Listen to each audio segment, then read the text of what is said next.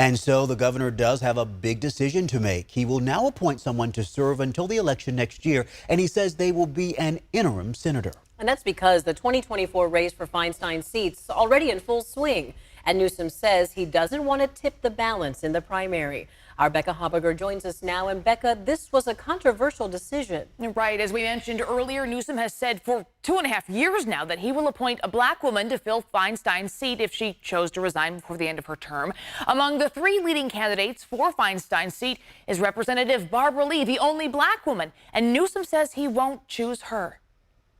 When California Senator Kamala Harris became Vice President Harris and vacated her Senate seat in 2021, Governor Gavin Newsom appointed the state's first Latino senator, Alex Padilla, who went on to win a full term in the 2022 election. But with Harris gone, there are now no black women in the Senate, so Newsom pledged to appoint a black woman if Feinstein's seat opened up. The state of California, we need, I think, a strong female voice to replace her, at least in the immediate term. That's what I would like to see. We picked the brains of some local Democratic strategists, including Robin Swanson and Steve Maviglio. There's a number of people that could be talked about. I think the one that comes to mind most for the position is our Secretary of State, Dr. Shirley Weber.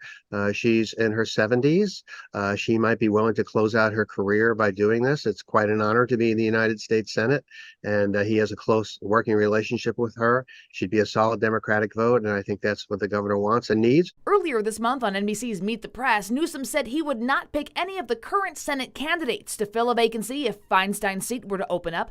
Those running in the 2024 election include Democratic Representatives Adam Schiff, Katie Porter, and Barbara Lee. Though Newsom repeated his commitment to pick a black woman, it just won't be Lee. In response, Lee posted that she was troubled by the governor's remarks, saying the idea that a black woman should be appointed only as a caretaker to simply check a box is insulting to countless black women across this country. The perspective of black women in the U.S. Senate is sorely needed, and needed for more than a few months. Governor Newsom knows this, which is why he made the pledge in the first place.